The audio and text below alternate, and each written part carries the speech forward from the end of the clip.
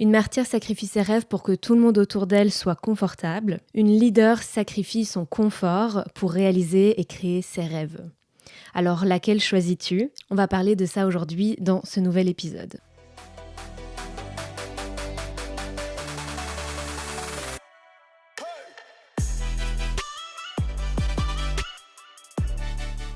Bienvenue dans un nouvel épisode de Libre et Ambitieuse. Aujourd'hui, on va parler de la différence entre être une martyre, un peu une victime dans son business ou être une leader.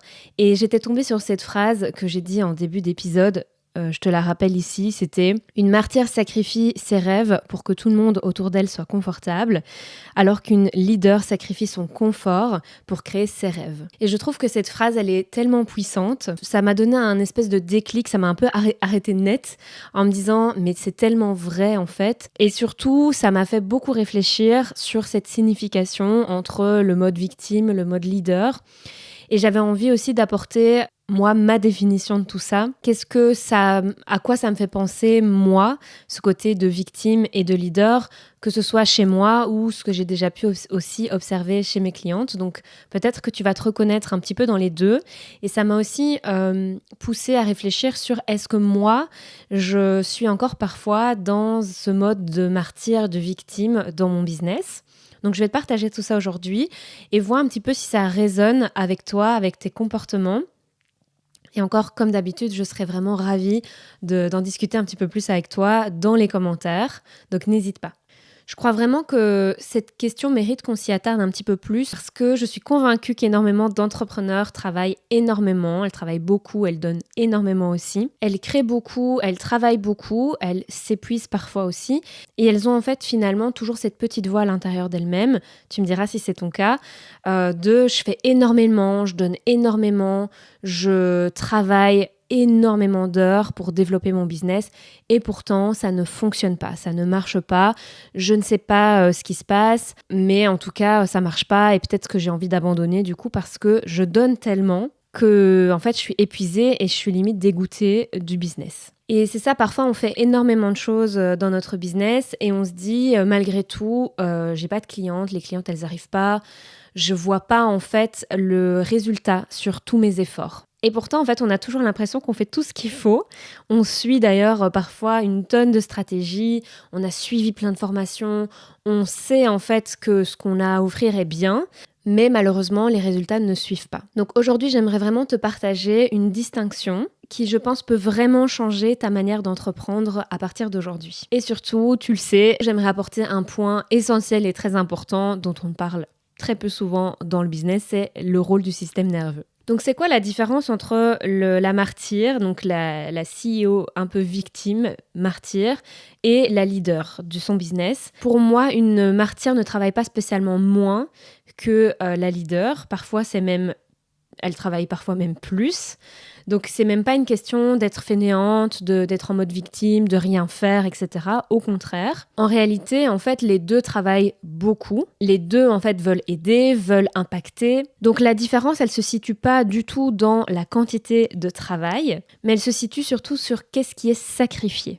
Et j'aime vraiment bien ce mot de sacrifier. C'est peut-être un mot un petit peu fort, mais en même temps, je trouve que tu vas comprendre un petit peu ce que je veux dire par là. C'est aussi au niveau de la posture que ça change. La posture de la martyre, elle est vraiment en mode je sacrifie mes rêves, je sacrifie mes besoins, je sacrifie mes limites pour que tout le monde autour se sente ok, se sente confortable, pour que tout le monde m'aime bien. Elle sacrifie tout ça pour ne décevoir personne, pour être appréciée, pour éviter les conflits, pour parfois sauver. Quand on est dans cette posture de martyr, on a parfois ce syndrome du sauveur aussi.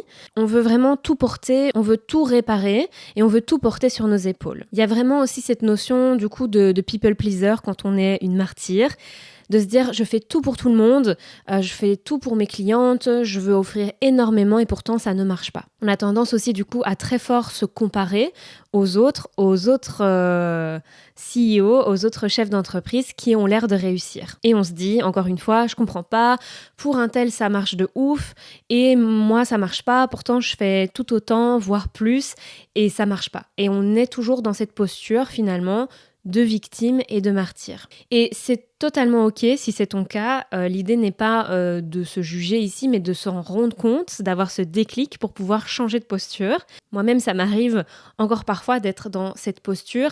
Et quand je m'en rends compte, je suis là, non mais ça ne va pas. C'est pas comme ça en fait que je vais vraiment avancer. Alors qu'en fait, la leader, elle a une toute autre posture. Elle accepte, elle, de sacrifier son propre confort pour créer ses rêves et réaliser ses rêves, construire son entreprise. Et donc, qu'est-ce que je veux dire par sacrifier son confort ? C'est l'idée qu'elle accepte l'inconfort d'être vue, l'inconfort de vendre, l'inconfort de peut-être déranger, l'inconfort d'être jugée, de ne pas être aimée par tout le monde, l'inconfort de recevoir un non. Et c'est un truc que je disais d'ailleurs dans mon coaching libre et ambitieuse, c'est que pour pouvoir recevoir des oui, il faut pouvoir accepter les non. Et ça, c'est vraiment hyper important aussi. Et c'est aussi la différence entre être en mode martyr et être en mode leader. Et en fait, la posture de leader, c'est du coup la femme qui comprend justement qu'elle doit passer par l'inconfort, qu'elle doit dépasser ses insécurités pour créer justement le business dont elle rêve, pour créer la vie qu'elle rêve. Parce qu'au final, cet inconfort, il est temporaire. Ça ne va pas durer. Et c'est ça qui crée des rêves au final qui sont durables. Donc vois déjà un petit peu où est-ce que tu te situes entre les deux. Est-ce que tu as tendance à être plus dans ce côté martyr, victime, qui va te plaindre, que ça marche pas, etc. Et c'est totalement légitime aussi de ressentir tout ça, parce que c'est difficile en fait. C'est pas évident de ressentir tout ça. Et comme je l'ai dit, moi ça m'arrive encore parfois de me sentir comme ça en mode... purée, je fais plein de trucs et je vois pas le résultat. Et c'est dans ces moments-là qu'on a envie aussi de parfois tout laisser tomber, d'abandonner, de se dire c'est pas grave, je vais reprendre un job salarié. Et puis, petite anecdote, ça m'est déjà arrivé, et de me dire je vais aller voir un peu les offres d'emploi et tout. Et en fait, j'ai pas du tout envie de reprendre un job salarié. Y a rien qui m'attire. J'ai absolument pas envie de retourner dans le job salarié que j'avais avant. Enfin, voilà. Et donc, des fois, ce genre de petit down, tu vas peut-être te reconnaître aussi si t'es scorpion, mais moi, des fois, j'ai besoin d'aller vraiment dans le fond du fond pour pouvoir remonter. Et donc, ça m'est déjà arrivé sur les 8 ans d'entrepreneuriat de me dire c'est bon, je vais aller reprendre un job et tout, tous ces efforts pour finalement pas grand-chose. Et ça, c'est vraiment dans des moments très down où je suis en mode j'ai mes règles, il n'y a rien qui va, je suis fatiguée. C'est limite une caricature, quoi, tu vois, de l'entrepreneur qui en a marre et qui en peut plus et qui va essayer de se dire c'est plus facile de reprendre un job salarié. Et puis après, je me retrouve devant les offres d'emploi et je suis là, non, non. Alors là, vraiment pas. Et je me dis, non, mais en fait, je vais rester entrepreneur parce qu'en réalité, c'est ça que je veux faire et c'est ça qui m'anime, c'est ça que j'aime, etc. Et là, je peux remonter et retrouver cette posture de leader. Je voulais aussi te donner des exemples, du coup, de à quoi ressemble une entrepreneur martyr. Parce que, comme je l'ai dit, ça ne veut pas dire que si tu es en mode victime, que tu fais moins que les autres. Au contraire, comme je l'ai dit. Et je vais te donner des exemples aussi de comment la martyre, elle sacrifie du coup son quotidien, son travail. Elle sacrifie en fait tout son être pour pouvoir être confortable pour les autres et rester finalement dans sa zone de confort aussi. C'est ce qu'elle évite. Elle évite de sortir de sa zone de confort et en tout cas de vivre ses peurs, ses insécurités. Et c'est là où ça devient intéressant parce que quand on est dans cette posture de martyr et de victime, parfois on s'en rend pas compte. C'est aussi pour ça que je fais cet épisode. Désolée d'avance si c'est un petit peu confrontant pour toi, mais parfois tu as besoin d'entendre les choses et je suis là pour ça aussi. Scorpion represent. Parce qu'en fait, je pense que quand tu es dans cette posture de martyr, de victime, tu t'en rends pas compte.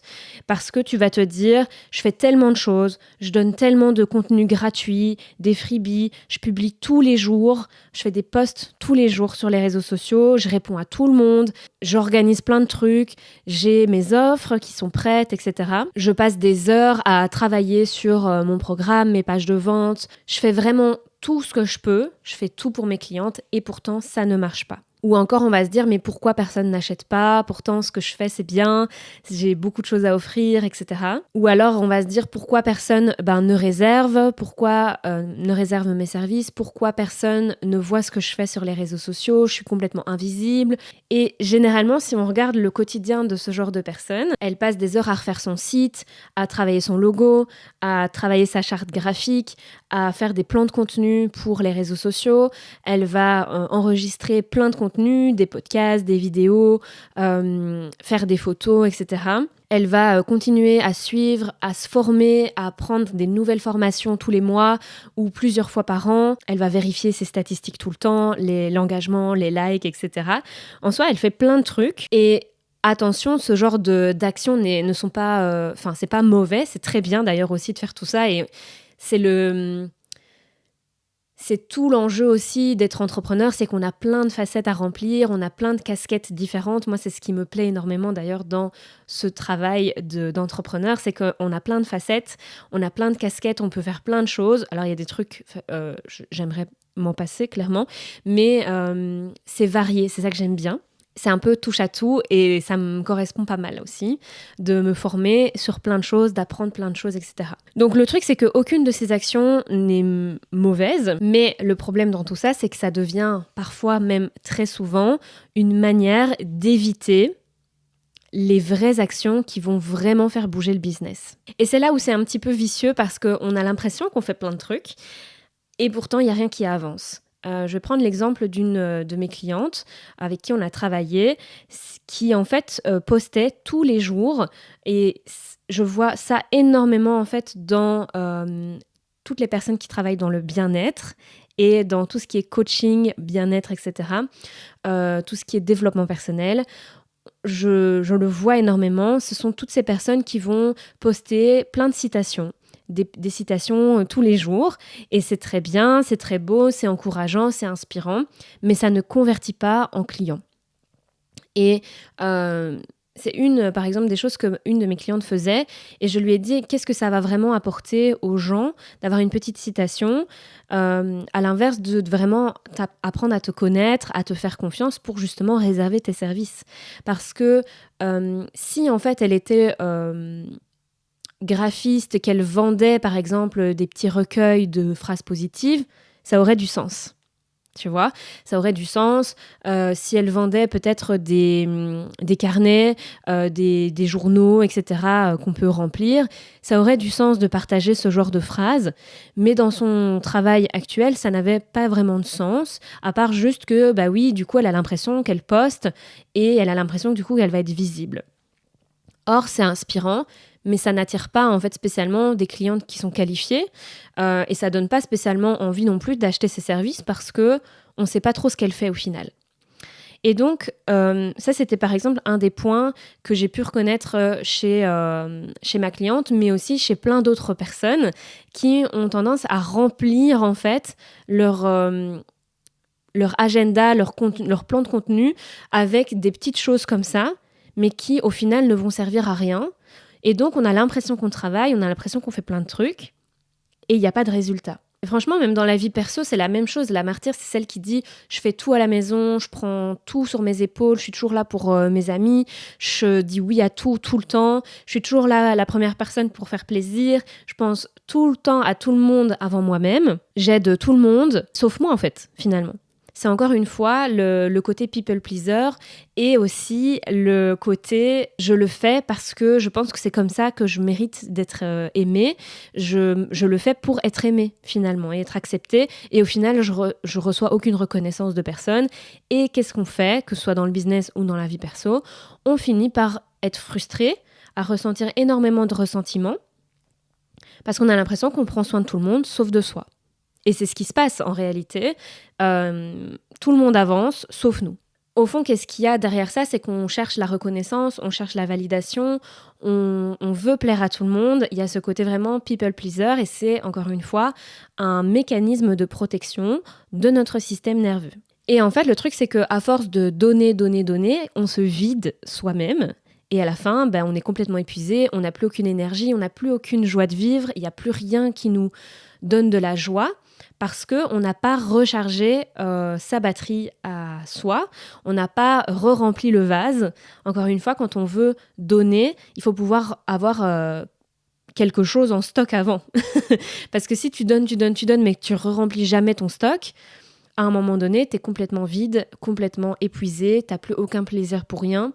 Et c'est là où on peut tomber très fort aussi dans l'épuisement, le dorsal, le shutdown, l'effondrement en système nerveux, et puis le burn-out ou même la dépression. Et là où j'ai vraiment envie d'apporter ma petite touche de coach système nerveux, c'est que on pourrait croire qu'il suffit simplement de se dire c'est bon, je décide de devenir une leader, je décide avec ma tête, je change mon mindset, tout ça. Je crois que tu as pu comprendre là ces derniers temps que je n'en pouvais plus de ces histoires de mindset. Oui, c'est important, mais ça ne fait pas tout. Le mindset, c'est vraiment 20% contre 80%, d'accord, par rapport au corps et au système nerveux. Donc arrêtons de vouloir absolument ne travailler que le mindset, parce que c'est pas comme ça que les choses vont vraiment changer. C'est pas juste une décision. Alors, je pense que c'est important d'avoir ce déclic et de se dire j'ai envie de changer, et donc prendre la décision qu'il est temps de changer. Mais c'est pas juste en prenant la décision que les choses vont se faire toutes seules. Parce que si on décidait toutes d'être des leaders, on le ferait toutes. Or, il y a encore des gens qui ont peur, qui ont des blocages, etc., et qui n'y arrivent pas et qui se retrouvent plutôt dans la catégorie martyr, victime. Et encore une fois, l'un n'empêche pas l'autre. On peut être très fort une leader et de temps en temps refaire des petits pas en arrière et se retrouver dans la case martyr, s'en rendre compte et se dire « Ok, je mets des choses en place pour me remettre en sécurité et devenir cette leader que je veux vraiment être. » Donc, tu l'as compris, pourquoi parfois on passe des heures sur Canva à faire des petits jolis posts, du contenu, etc., qui va être joli. On perd 3 heures de son temps. En fait, c'est ce que je dis parfois à mes clientes, ça sert à rien de passer une journée sur ces contenus pour faire un post.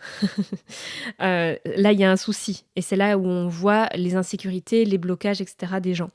Donc, pourquoi en fait on continue à faire ça ? Pourquoi on continue à se dire je dois travailler sur mon logo, je dois changer mes couleurs, je dois changer un petit peu ma page de vente, je dois perfectionner tout ça, je veux que tout soit parfait, que tout soit joli. Pourquoi on fait tout ça au lieu de simplement oser poster et oser être vu imparfaitement ? On perfectionne tout ça au lieu de vendre et de parler de nos offres. Pourquoi est-ce qu'on va se dire non mais en fait il me manque encore une formation, je suis pas encore totalement légitime, je dois encore me former parce que voilà je suis pas assez confiante. Tout ça, je le dis vraiment avec beaucoup d'amour et de bienveillance parce que ce sont des choses que moi je me suis dites aussi quand j'ai commencé. Donc vraiment, il n'y a aucun jugement là-dessus et vraiment tu vas peut-être te reconnaître et c'est totalement ok encore une fois. Pourquoi on fait tout ça au lieu d'oser vendre, au lieu d'oser se montrer, au lieu de poster même quand c'est imparfait, etc., etc. Encore une fois, tout ça, ça a un lien avec notre système nerveux. C'est pas un problème de discipline, c'est pas un problème de stratégie, c'est pas un problème de motivation, c'est un problème de sécurité. Parce que, je le répète, ton système nerveux, il a une mission, c'est de te protéger. Il préfère tout ce qui est prévisible. Donc, il va préférer en fait te faire passer 3 heures sur un post sur Canva, regarder bien si tout est bien, etc. Parce que tout ça, c'est prévisible. Modifier ton site, c'est prévisible aussi. Tu sais ce que tu veux faire, donc tu vas passer des heures là-dessus. Perfectionner ton offre, c'est la même chose. En fait, tu restes dans ton confort parce qu'il n'y a rien qui est vraiment publié, qui est vraiment face au public. Il n'y a rien qui est confrontant finalement. Parce que si tu publies un post, il y a le risque d'être jugé, d'être vu, d'être perçu, d'avoir des projections, du rejet. Si tu proposes ton offre et que tu vends, c'est un risque d'être rejeté, c'est un risque de recevoir un non. Donc tout ça pour ton cerveau, ce ne sont pas que des actions business. Ce sont des situations qui sont potentiellement menaçantes, risquées, dangereuses. Et du coup, qu'est-ce qu'il fait ? Il cherche de la protection, il va chercher tous ces mécanismes de protection et il va te dire non mais en fait ce serait bien que tu perfectionnes encore un petit peu plus parce que là c'est pas totalement ok, qu'est-ce que les gens vont dire si c'est pas parfait, etc. Et donc c'est plus prudent de rester 3 heures sur tes contenus à perfectionner tout ça et à te distraire de ce qui est vraiment important. Et pourtant, dans tout ça, tu as l'impression de faire plein de choses, d'avancer dans ton business, et puis tu te dis, mais il y a 0 résultat. Est-ce que tu comprends vraiment tout le mécanisme qui se met en place quand tu es face à toutes ces peurs, ces insécurités, ces blocages. Toi, tu as vraiment l'impression que tu es en train d'avancer, que tu fais plein de trucs et tout, que ça va être trop bien. Et en fait, ce que ton système nerveux fait, c'est qu'il te laisse dans ta zone de confort, là où tu te sens en sécurité. Et c'est d'ailleurs exactement pour ça que j'ai créé une masterclass gratuite qui se passera le 20 août à 20h. C'est un jeudi soir. Je te mettrai toutes les infos d'ailleurs dans la barre d'infos. J'ai créé cette masterclass parce que je suis convaincue que beaucoup d'entrepreneurs pensent qu'elles ont un problème de stratégie au niveau de leur business. Je suis convaincue parce que je le vois tout le temps dans les personnes que j'accompagne et même autour de moi, dans les collègues entrepreneurs, etc. Elles pensent qu'elles ont besoin d'avoir vraiment une meilleure stratégie, un meilleur plan de contenu, etc., un bon tunnel de vente. Oui, c'est important, mais généralement, ce qu'elles ont surtout besoin, c'est d'un système nerveux qui est capable justement de soutenir la visibilité, les ventes, le succès, la réussite et tout ce qui peut aussi, entre guillemets, mal se passer, le rejet, l'inconfort, l'échec parfois, etc. Donc pendant cette masterclass, je vais d'ailleurs aussi te partager les 6 piliers d'un business qui grandit, qui évolue, mais aussi et surtout la pièce manquante dont personne ne parle. Et je suis persuadée que si tu viens suivre cette masterclass, tu verras ton business d'un autre œil, d'une autre manière, et ça va vraiment changer ta vision de l'entrepreneuriat. Donc je te mettrai le lien d'inscription, c'est totalement gratuit, dans la barre d'infos si ça t'intéresse, que tu as envie d'évoluer dans ton business. Donc, à quoi ça ressemble d'être plutôt une leader au lieu d'être une martyre? Parce qu'on a beaucoup parlé de la martyre. Et tu te dis peut-être, ok, mais donc moi j'ai envie d'être une leader, j'ai envie d'y aller, j'ai envie de réussir, j'ai envie d'impacter les gens, j'ai envie d'aider les autres, etc.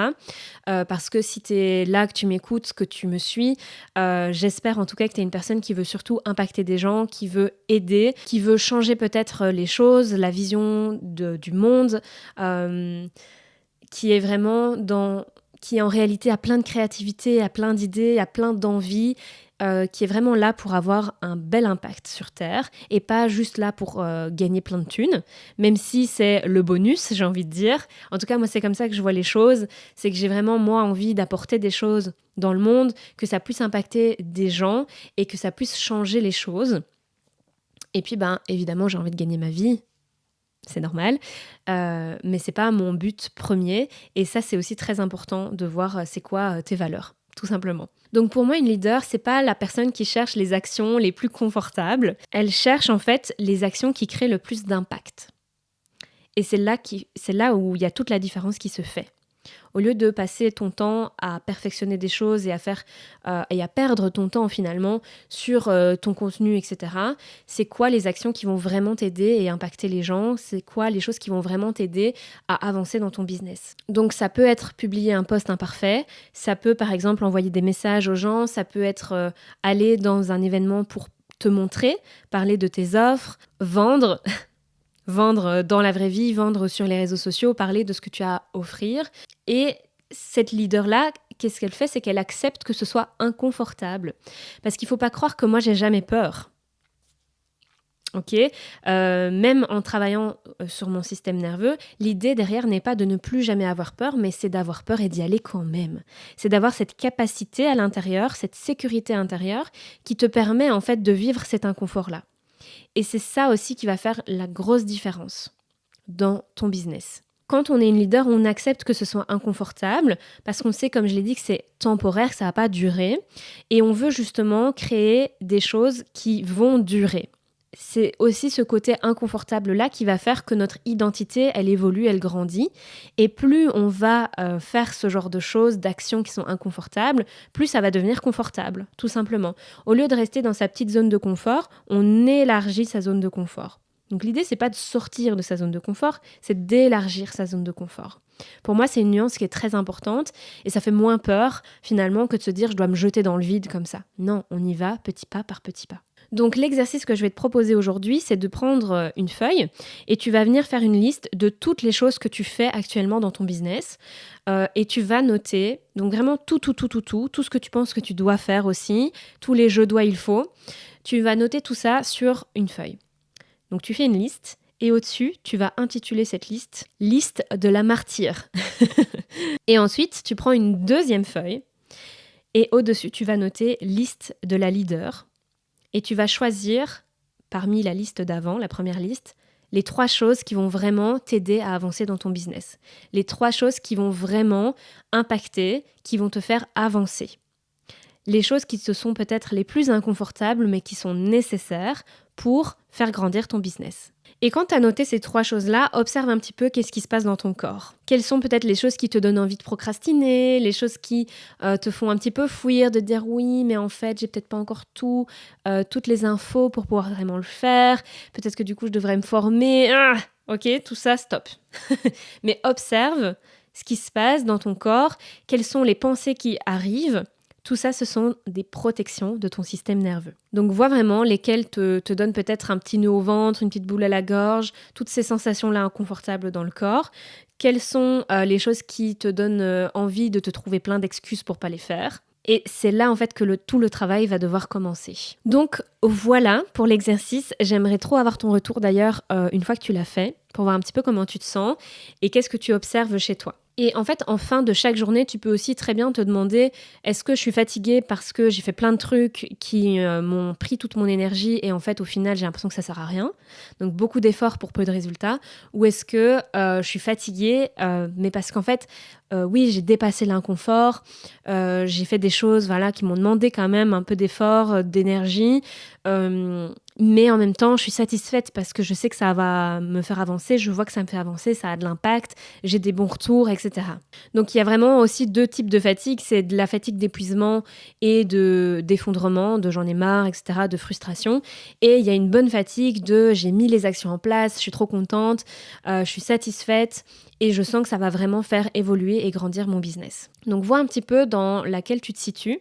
Dans quel type de fatigue tu te situes aussi, ça va te donner vraiment plein d'éléments de réponse. Et si tu veux apprendre à développer un business sans t'épuiser, apprendre à être beaucoup plus visible, à justement dépasser ses peurs, ses inconforts, ses insécurités, devenir finalement cette leader dont tu rêves tant, que tu veux aussi apprendre à avoir plus confiance en toi, à vendre, à oser plus, à rêver grand dans ton business, le voir évoluer, le développer, le faire grandir et mieux comprendre un petit peu tout ce qui se passe de manière inconsciente, je t'invite vraiment à rejoindre ma masterclass gratuite. Je vais vraiment t'y partager les 6 piliers d'un business qui grandit et la pièce manquante dont personne ne parle et qui, selon moi, explique pourquoi beaucoup d'entrepreneurs restent bloqués, stagnent, n'avancent pas et restent frustrés finalement dans leur business, malgré tous leurs efforts. Donc tu peux t'inscrire gratuitement via le lien qui est dans la description de cet épisode. Et évidemment, si cet épisode t'a plu, n'hésite pas à le partager, à liker, à commenter, à t'abonner au podcast si c'est pas déjà fait. Si tu me regardais en vidéo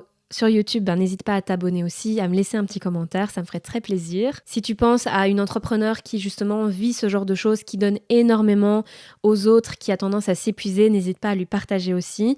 Encore une fois, l'idée c'est de transmettre tous ces messages-là au maximum d'entrepreneurs pour que ça puisse changer les choses. Et on se retrouve très très vite dans un prochain épisode de Libre et Ambitieuse.